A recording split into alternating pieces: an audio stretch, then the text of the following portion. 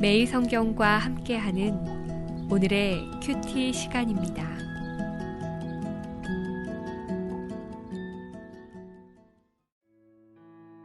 (1월 19일) 오늘의 말씀은 요한복음 6장 16절에서 29절입니다. 저물매 제자들이 바다에 내려가서 배를 타고 바다를 건너 가버나움으로 가는데 이미 어두웠고 예수는 아직 그들에게 오시지 아니하셨더니 큰 바람이 불어 파도가 일어나더라. 제자들이 노를 저어 10여리쯤 가다가 예수께서 바다 위로 걸어 배에 가까이 오심을 보고 두려워하거늘 이르시되 내니 두려워하지 말라 하신대 이에 기뻐서 배로 영접하니 배는 곧 그들이 가려던 땅에 이르렀더라. 이튿날 바다 건너편에 서 있던 무리가 배 한 척 외에 다른 배가 거기 없는 것과 또 어제 예수께서 제자들과 함께 그 배에 오르지 아니하시고 제자들만 가는 것을 보았더니 그러나 디베랴에서 배들이 주께서 축사하신 후 여럿이 떡 먹던 그곳에 가까이 왔더라. 무리가 거기에 예수도 안 계시고 제자들도 없음을 보고 곧 배들을 타고 예수를 찾으러 가버나움으로 가서 바다 건너편에서 만나 랍비여 언제 여기 오셨나이까 하니 예수께서 대답하여 이르시되 내가 진실로 진실로 너희에게 이르노니 너희가 나를 찾는 것은 표적을 본 까닭이 아니요 떡을 먹고 배부른 까닭이로다. 썩을 양식을 위하여 일하지 말고 영생하도록 있는 양식을 위하여 하라. 양식은 인자가 너희에게 주리니 인자는 아버지 하나님께서 인치신 자니라. 그들이 묻되 우리가 어떻게 하여야 하나님의 일을 하오리이까? 예수께서 대답하여 이르시되 하나님께서 보내신 이를 믿는 것이 하나님의 일이니라 하시니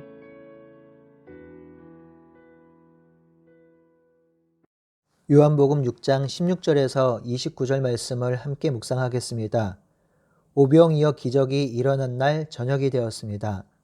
제자들은 바닷가로 내려가서 배를 타고 가버나움으로 건너갑니다. 이때 예수님은 제자들과 함께 배를 타고 가지 않으십니다. 다른 복음서에는 예수님이 제자들을 재촉하여 배에 태워 가버나움으로 보내셨다고 기록합니다. 이렇게 재촉하여 보내신 이유는 오병이어의 기적을 경험한 백성들이 예수님을 왕으로 삼으려고 할 때 제자들이 그 분위기에 휩싸이지 않게 하기 위함일 것이라고 생각을 합니다. 지금은 제자들만 배를 타고 갈릴리 바닷가를 건너갑니다. 이때 큰 바람이 불어 큰 파도가 일어났습니다. 제자들은 바람과 파도를 이겨내려고 열심히 노를 저었고요. 약 5km 정도 갔습니다. 이때 예수님께서 바다 위로 걸어오심을 보았습니다. 큰 바람과 파도로 큰 위험에 놓인 제자들은 예수님을 보고 두려워하였습니다. 아마도 어둠 가운데 그리고 두려움에 떨고 있던 제자들은 물 위로 걸어오신 예수님을 보면서 귀신이나 또는 헛것이 보인다 여겼겠지요. 사람이 어떻게 물 위로 걸어올 수 있나요? 제자들에게 오신 예수님께서 제자들에게 내니 두려워 말라고 하십니다. 물 위를 걸으신 기적을 통해서 예수님은 자신이 누구인지를 또 드러내십니다. 첫 번째, 내니 두려워하지 말라고 하시죠. 여기서 내니라고 하는 말은 헬라어로 에고 에이미입니다. 스스로 있는 자의 헬라어 표현입니다.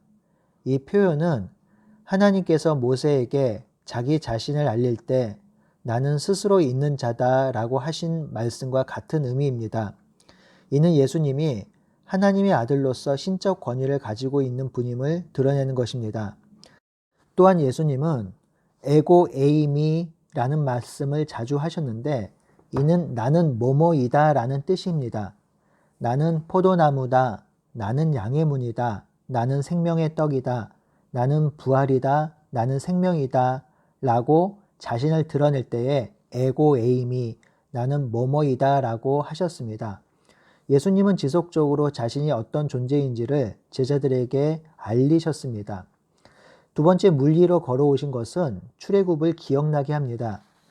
여러분, 오병이어의 기적, 그러니까 유월절에 일어난 것, 그리고 떡을 배불리 먹게 되는 사건은 광야에서 만나를 먹이신 하나님을 기억나게 합니다. 같은 맥락에서 물 위를 걸어오신 예수님은 출애굽의 홍해 도화를 기억나게 합니다.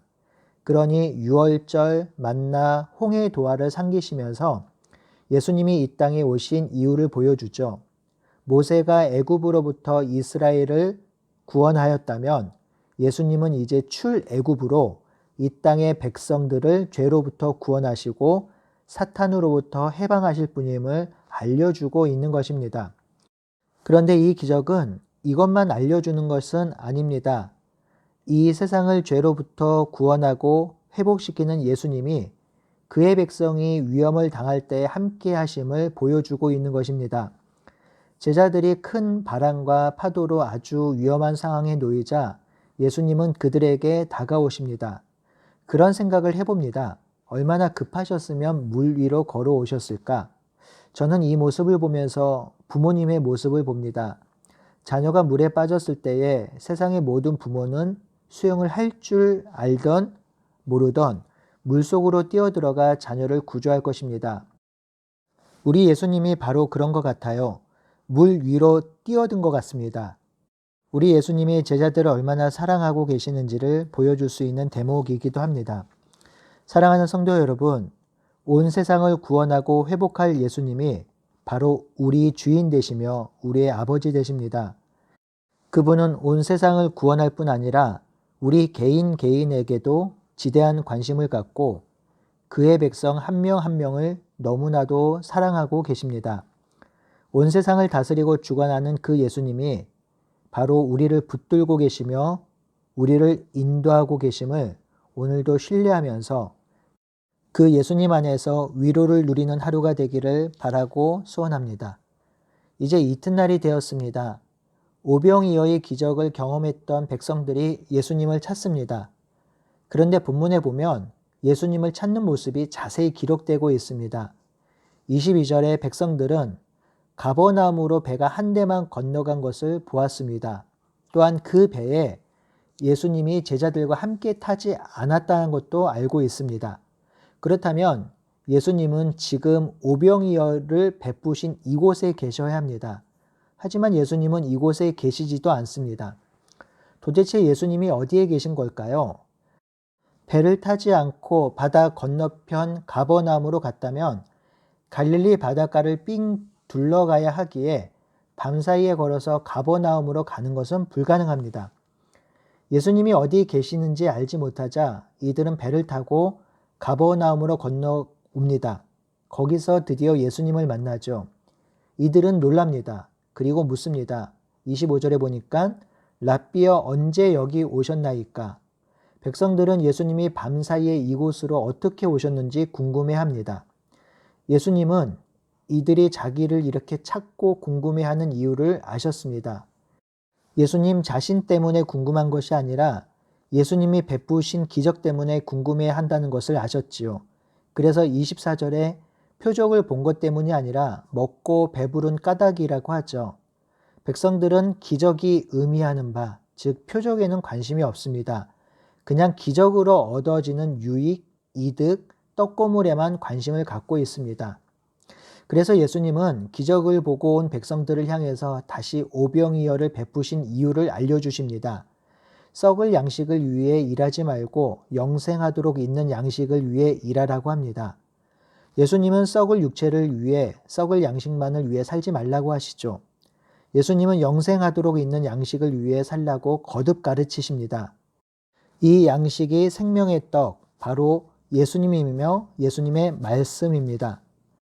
떡과 빵은 육신을 살리지만 그 육신은 영원하지 못합니다. 하지만 생명의 양식인 예수님의 말씀, 예수님은 우리의 영을 살립니다. 이로 인해 우리는 영원한 생명, 영생을 누리게 되는 것이죠. 예수님은 그 생명을 위해 참 양식을 추구하며 살라고 하십니다. 이렇게 가르치시자 사람들이 묻습니다. 그렇다면 우리가 어떻게 하여야 하나님의 일을 할 수 있습니까? 예수님은 하나님이 보낸 예수를 믿는 것이라고 가르쳐 주십니다. 예수님을 믿는다는 것이 무엇일까요? 예수님이 베푸신 기적, 능력을 믿는 것도 포함되지만 본질적으로 예수님이 어떤 분인지 그리고 그가 무엇을 하려고 이 땅에 오셨는지를 알고 믿는 것입니다. 이 사실을 믿는 것이 하나님의 일을 하는 것입니다. 이 예수님의 말씀은 전적으로 옳습니다. 예수님은 하나님의 아들이지요. 하나님의 아들이 이 세상을 구원하고 회복시키려고 이 땅에 오셨습니다. 그러니 예수님을 믿는다는 것은 예수님이 오신 목적을 믿는 것이기에 우리 또한 그 목적을 따르며 살게 되는 것이죠. 그러니 예수님을 믿는 자는 예수님께서 남겨놓으신 구원 사역을 이루는 자들입니다. 그것이 바로 하나님의 일인 것이지요. 사랑하는 성도 여러분, 세상의 사람들은 이 땅의 삶에만 관심이 있습니다. 썩어 없어질 육체의 일에만 관심이 있습니다. 어떻게 하면 더 잘 먹고 잘 살 수 있을까에만 몰두하고 있습니다. 하지만 우리는 전혀 다른 삶을 사는 사람들이죠. 우리는 생명을 가진 자들입니다. 영원한 생명을 누리는 자들입니다. 그런 우리가 먹어야 할 것은 바로 생명의 떡입니다.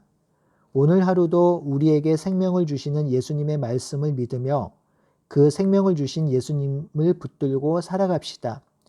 그 안에서 생명의 기쁨을 누리고 살아가는 하루가 되기를 바라고 소원합니다. 아멘.